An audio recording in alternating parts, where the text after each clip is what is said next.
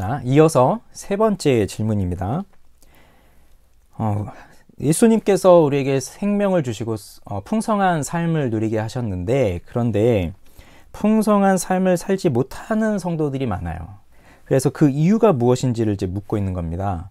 양들이 풍성한 삶을 살지 못하는 이유는 바로 이것 때문이에요. 하나님을 아는 지식의 빈곤 때문입니다. 그러면 지식의 빈곤이 생기는 이유가 무엇인지를 생각해보고 자신의 삶에 적용해 보십시오 라고 했습니다. 자, 하나님을 아는 지식이 왜 부족한가? 왜 지식의 빈곤이 생기는가? 그 이유는 바로 끊임없이 하나님의 풍성한 지식을 추구하지 않기 때문입니다. 자, 우리는 풍성한 삶을 살아야 하지만 빈곤한 삶을 살고 있어요. 이 빈곤이라고 하는 것이 우리는 생각하면 돈이 없어서 가난하고 또 뭐 이렇게 좀 피폐하고 좀 그런 삶을 이제 우리는 빈곤이라고 생각을 하죠. 그래서 행복하지 않다는 것이 곧 이제 가난하기 때문이다. 내가 가지고 있는 것이 없기 때문이다. 이런 외적인 환경에서 많이 찾지만 성경에서 말하는 이 빈곤한 삶은 다른 것이 아니라 바로 무지한 삶을 뜻하는 겁니다. 무지하다는 거예요. 무엇이 무지한 것이죠? 세상적인 지식을 말하는 것이 아니라 즉 하나님을 아는 지식이 없다는 거예요. 그러니까 하나님을 아는 지식이 없으니 무지한 것이고 그 무지함이 곧 빈곤한 것이에요. 그래서 조나단 에드워즈가 뭐라고 말했냐면 이렇게 말했습니다. 인간은 하나님의 지식이 빈약해질 때 짐승과 같은 삶을 살 수 있다. 그러니까 인간인데 하나님을 아는 지식이 없으면 짐승과 다를 바가 없다는 거예요. 그래서 우리가 풍성한 삶을 살지 못하는 이유는 하나님을 아는 지식이 없습니다. 하나님을 아는 지식이 없으니까 여기 이 사람처럼 늘 혼돈스럽고 그리고 불안하고 그리고 늘 갈등이 있고 또 삶에서 만족할 줄을 모르고 그렇게 살고 있는 거예요. 그러려면 우리가 풍성한 삶을 살아야 한다면 이제 어떻게 해야 될까요? 바로 이 진리이신 하나님의 말씀을 부지런히 공부하고 배우는 것입니다. 하나님의 말씀을 추구하고 그 말씀대로 살기 위해서 힘쓰고 그 말씀을 공부하고 그러면서 하나님을 아는 지식이 충만하여져 갈 때 우리는 하나님을 아는 것으로 말미암아 또 하나님이 누구인지를 깨닫고 내가 누구인지를 알고 내가 또 이 세상을 어떻게 살아야 하는지를 알고 이러면서 빈곤한 삶에서 벗어나 풍성한 삶을 살 수 있게 되는 것이에요. 그럼 이제 마지막 더 이어서 이제 보겠습니다. 풍성한 삶을 살게 하기 위해 예수님께서 우리에게 자원을 주셨는데 두 가지 자원을 주셨어요. 그것이 뭐냐? 첫 번째는 진리이고 두 번째는 은혜입니다. 요한복음 1장 14절의 말씀을 보니 말씀이 육신이 되어 우리 가운데 거하심에 그의 영광을 보니 아버지의 독생의 영광이요. 두 가지 나오죠. 은혜와 진리가 충만하더라. 그래서 풍성한 삶을 살게 하기 위해서 진리와 은혜 두 가지를 우리 가운데 자원으로 주십니다. 그러면 하나씩 또 살펴볼게요. 진리는 무엇이냐? 진리. 우리는 예배의 감격에 빠져라를 공부하면서도 진리가 아주 중요하다는 것을 우리는 배웠습니다. 자, 바로 이 진리라고 하는 건 목양의 관계를 통해서 하나님을 아는 지식으로 자신이 채워져가는 거룩한 기쁨과 은혜 속에서 살아야 하는데 우리가 풍성한 삶을 살기 위해서는 반드시 필요한 게 이 진리, 즉 하나님을 아는 지식이 필요하다는 거예요. 그래서 자, 목자는 이렇게 부름받은 목회자는 역시 무엇으로 가득 찬 사람이어야 하겠어요? 당연히 진리로 가득 찬 사람이어야 하는 거죠. 그래서 마치 여러분 쌀 푸대가 이렇게 있다고 해보세요. 그럼 이 안에 쌀이 가득 차 있습니다. 그때 이 주걱으로 여기를 푹 찔러보면 뭐가 쏟아져 나오겠어요? 쌀이 쏟아져 나오는 거죠. 왜요? 쌀이 여기까지 꽉 차 있기 때문에 그거를 푹 찌르면 거기서 쌀이 쏟아져 나오죠. 그런데 반대로 생각해 볼 수도 있죠. 푸대는 있지만 쌀이 여기까지밖에 채워져 있지 않아요. 근데 여기를 찌르면 이 빈틈에서 쌀이 쏟아져 나올까요? 그렇지 않죠? 자, 그런 것처럼 여기 있는 이 목회자, 이 성도, 이 목자에게도요. 이 목자에게 무엇이 가득해야 되냐면 즉 하나님의 진리로 가득해야 돼요. 그러면 툭 찌르면 진리가 쏟아져 나오는 거죠. 말씀이 쏟아져 나오는 겁니다. 그렇게 진리로 가득 찬 목자가 하나님의 말씀을 부지런히 가르치고, 그래서 교회가 가지고 있어야 할 가장 우선적인 것은 참된 진리, 선명한 복음이에요. 이것이 가르쳐질 때에 우리들은 이 말씀을 부지런히 배워서 그 말씀이 가르쳐주는 진리대로 하나님이 이러한 분이시구나, 예수 그리스도가 이러한 분이시구나 깨닫는 거예요. 예수님이 이 땅에 오셔서 하신 중요한 일들 중에 하나가 바로 이 진리를 가르쳐 주신 일이었습니다.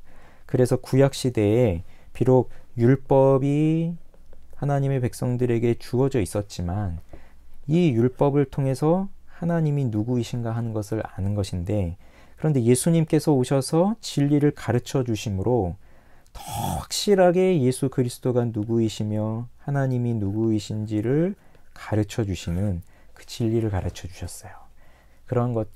그렇듯이 이 땅에 세워져 있는 부름받은 목자들이 이렇게 하나님의 말씀을 가르쳐서 그 말씀을 통해서 우리는 또 그 말씀을 배우고 그 말씀을 통해 또 하나님을 아는 기쁨으로 살고 그 기쁨으로 사는 것이 곧 풍성한 삶을 사는 것입니다. 첫 번째, 그렇게 진리를 예수님께서 주시는 것이고, 두 번째 자원, 은혜예요. 은혜. 자, 여러분, 은혜는 우리 교회에서 참 많이 쓰는 말인데 은혜의 뜻이 무엇이냐, 이걸 잘 기억하고 계시면 좋겠어요. 세 가지 뜻이 있습니다. 은혜는 첫 번째는 자격 없는 자에게 거저 베풀어 주시는 하나님의 호의를 은혜라고 해요. 그러니까 자격 없는 자에게 거저 베풀어 주시는 호의예요. 값없이 받는 거죠. 그 다음에 두 번째는 예수 그리스도를 통해서 주어지는 구원의 방법이 바로 은혜입니다. 우리가 어떻게 구원을 받죠? 하나님의 은혜로 받는 거예요. 그 다음에 세 번째는 사람으로서 마땅히 해야 할 일을 하게 하는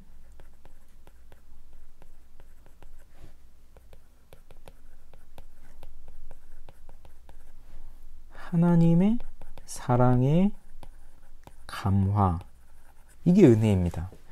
자, 예수님께서 우리에게 거저 베풀어 주시고요, 구원을 주시고요, 그리고 우리가 사람으로서 신자로서 마땅히 해야 할 일을 할 수 있게 하는 사랑의 감화를 주세요. 그것이 은혜라는 거예요. 그러니 진리를 통해서 그리고 은혜를 통해서 우리는 하나님의 백성답게 살아갈 수 있는 것입니다. 자, 이 은혜를 설명하기 위해서 구약시대에 희년이라고 하는 제도를 예를 들고 있습니다. 예수님께서 오셔서 회당에서 그 이사야의 말씀을 읽으시면서 은혜해라 라고 이렇게 말씀하시면서 병든 자는 병이 낫고 눈먼 자는 눈이 뜨고 갇힌 자는 자유를 얻게 된다, 이것을 선포하러 왔노라 이렇게 말씀하실 때 그 희년이 가지고 있는 개념이 있어요. 이 희년은 뭐냐면 안식일 아시죠? 7일째 되는 날이 안식일이고 7년째 되는 해가 안식년인데, 이 안식년을 7번을 하게 되면 7번째 안식년은 희년이 되는 겁니다. 그래서 이 희년이 가지고 있는 큰 특징이 첫째가 77에 49, 49년째가 안식년인데 그 다음 해 50년째가 희년이 되니까 안식년을 2번을 지내는 거고요. 그러면서 이 50년이 되는 이 희년의 때에 나타났던 큰 특징은 노예가 풀려나는 것입니다. 무슨 빚을 져서 그래서 노예로 붙잡혀 갔다면 이 50년 희년이 되는 해에 노예에서 해방이 주어지는 것이고요. 그리고 빚을 못 갚아서 자신의 땅을 빼앗겼던 자들이 이 희년이 되면 다시 땅을 찾아오게 되는, 회복하게 되는 것이 있어요. 그러니까 얼마나 좋은 겁니까? 은혜죠. 바로 이것이 은혜예요. 자, 그렇게 은혜를 보여주시는 것처럼 선한 목자가 오셔서 주시는 것이 바로 그거라는 거예요. 죄에서 죄와 허물로 죽어있는 우리에게, 그 죄의 노예가 되어 있는 우리에게 참 자유와 해방을 주시고 하나님의 나라의 백성으로 삼아주셔서 잃어버린 하나님의 나라를 다시 회복할 수 있도록 하여 주신 그 은혜가 예수 그리스도를 통해서 우리에게 주어지는데, 자, 여기서 진리도 그렇고 은혜도 그렇고 우리 교회 안에서 무엇을 통해 이 진리와 은혜가 주어지냐면 바로 목양의 관계를 통해서예요. 이 목양의 관계는 하나님의 은혜를 우리 안에 풍성하게 해주는 하나님의 방편이거든요. 그래서 건강한 목양의 관계가 있는 곳에 언제나 풍성한 은혜가 있습니다.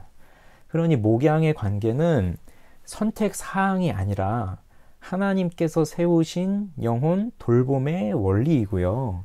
또 그리스도인의 의무이자 특권이에요. 우리 영혼이 살아나는 방법, 우리 영혼이 성장하는 방법은 다른 것에 있지 않고 바로 이 목양의 관계, 이 목양의 원리에 있는 것입니다. 오늘 우리는 선한 목자가 온 목적에 대해서 살펴보았습니다. 다시 정리를 해보면 선한 목자가 오신 이유 두 가지, 첫째는 생명을 주시기 위해서, 두 번째는 그 생명을 더 풍성하게 하기 위해서였고요. 그리고 그 생명을 풍성하게 하기 위해서 우리에게 두 가지 자원을 주시는데, 첫째는 진리이고 두 번째는 은혜입니다. 그러니 우리는 날마다 하나님을 알아가기 위해서 힘쓰고요. 하나님을 알기 위하여 부지런히 공부하고 또 그 진리의 말씀대로 살아야 되고요. 그리고 그 하나님의 은혜를 구하는 그러한 삶을 우리가 살아가야 됩니다. 자, 이번 주에 나눈 문제입니다. 자신의 삶이 진리와 은혜로 풍성한 삶을 살고 있는지 깊이 묵상해보고 실제적으로 풍성한 삶을 살기 위해 결단해야 할 부분을 기록해 보십시오. 여러분 다음 주 성장반에 오실 때 이런 부분 생각해 보시고 또 기록해 보시고 그렇게 보시면 좋겠습니다. 자, 오늘도 이렇게 함께 성장반 공부해 주셔서 감사합니다. 또 한 주간 평안하시고 주일에 온라인 성장반을 통해서 뵙도록 하겠습니다. 감사합니다.